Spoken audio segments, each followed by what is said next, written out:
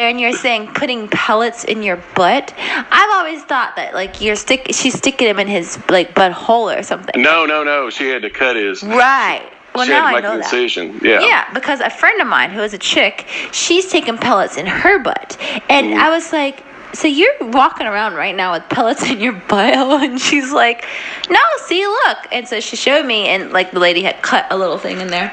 Yeah, and they dissolved. Yeah, because even though she's a female, her body's not producing enough testosterone. I guess like your body as a woman produces testosterone as well. And so right, it does. And when the older you get, the less it does. And Billy's got such a high sex drive, he had a hard time keeping that up. Well, I remember. Yeah.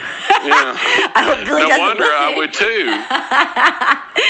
But it's not just at Billy's age, and it's okay because that's a part of life too. I mean, you might be fine, but a lot of people do have that issue, and I really suggest going to the doctor when you get in your mid 30s and early 40s, just to make sure that everything's going okay. Because if you're starting to go low in testosterone or whatever, it's okay. They could prescribe a rub like a testosterone rub. Or pellets or medication to help you, because my stepfather is 82 years old, and Tio, if you could see his medicine cabinet right on the kitchen counter when I was visiting him a couple weeks ago, Cialis, Viagra. I'm like, Mom, seriously? You guys just leave it out like this? Like, I don't want to know. She's like, Chris, he doesn't leave me alone. And I'm like, oh my God, Mom, I don't want to hear about your sex life with Sonny.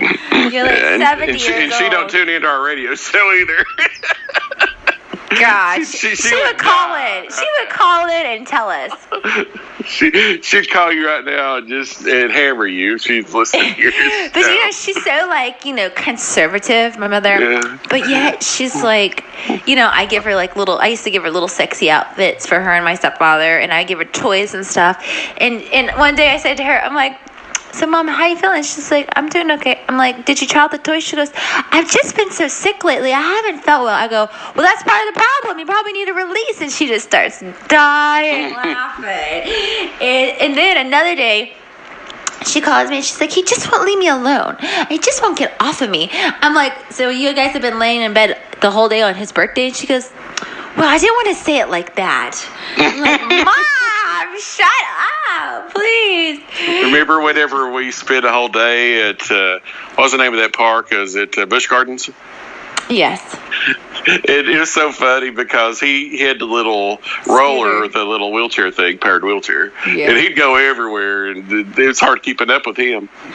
Yeah. So my stepfather, just so you guys know, just so I could paint a picture if you don't know about him, he came into my life when I was like in second grade or whatever, and he was a doctor, and he studies pathology, and he's like, he does all these different things, in his medical field. He's very, very smart. He graduated high school when he was 16. So, and you're like probably thinking to yourself, well, how did you end up being a porn star if you were raised in his family? Well, my stepfather was a recovering alcoholic and recovering drug addict.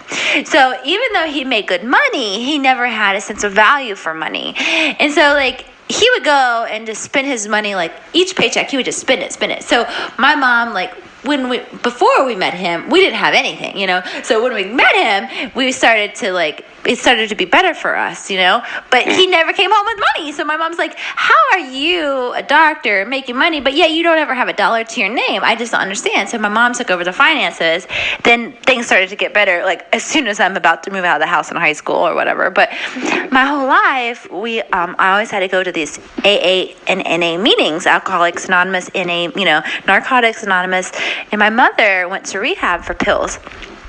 And so, as being a part of that family, you had to go to an Al-Anon type of situation to learn how to cope with people that are going through this. And so I had to go to these things or whatever. And that's why I don't choose to do drugs. I mean, I might smoke pot once or twice a year.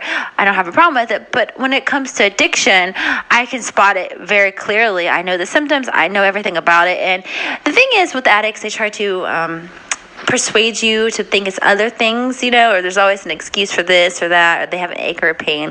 Well, if you have a problem, I really suggest you getting help, because your body, internally, your organs will shut down on you, Tio? But anyways, all that aside, let me stay on point. My stepfather is very open-minded and optimistic.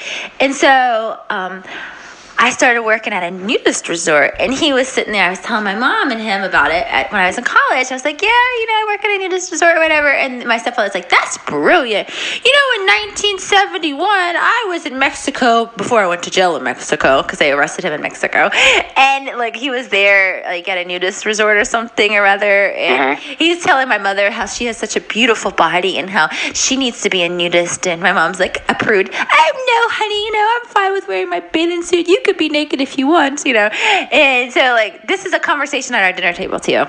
It's always something so, like, you just never know what to expect, because our family is so just open. I mean, I don't say, oh, I went to set today and, oh, I was in 15 videos or whatever. I don't ever really talk about the video aspect of it. I talk more about, like, the appearances and just stuff around it instead of the interactions you have. Yeah. And so it's pretty cool to be a part of a family that's just so open and, I don't know. We're just so different. I love your mom. She's sweet, huh? Oh, yes, she is. She's